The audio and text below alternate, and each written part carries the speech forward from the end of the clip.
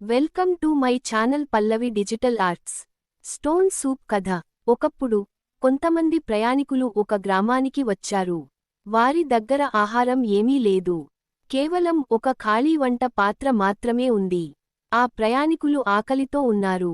కానీ గ్రామస్తులు ఎవ్వరూ తమ ఆహారాన్ని పంచుకోవడానికి సిద్ధంగా లేరు. అప్పుడు ఆ ప్రయాణికులు ఒక మంచి ఆలోచన చేశారు. వారు దగ్గరలో ఉన్న వాగు దగ్గరకు వెళ్లి ఆ గిన్నెలో నీరు నింపారు. అందులో ఒక పెద్ద రాయిని వేసి మంట మీద పెట్టారు. ఒక గ్రామస్థుడు ఆసక్తిగా వచ్చి అడిగాడు, మీరు ఏం చేస్తున్నారు?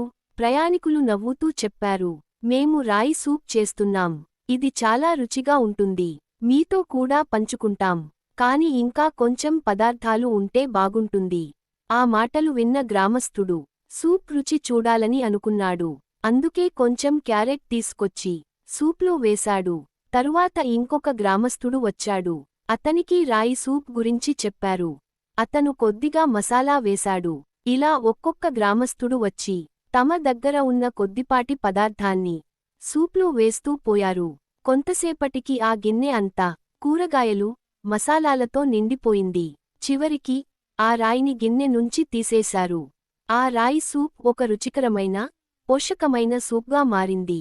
ప్రయాణికులు మరియు గ్రామస్తులు అందరూ కలిసి ఆ సూప్ తిని ఆనందించారు.